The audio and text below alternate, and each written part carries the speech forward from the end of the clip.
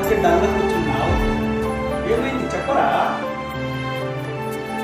ఏమో అయ్యిందిలే, నీకెందుకు? ఏరా, నీ బాధ నా బాధ కాదా? నీ అంతరాత్మని అంత అడగలేనంత ఇది ఉంటుందా? నీ బాధ నా బాధ కాదా?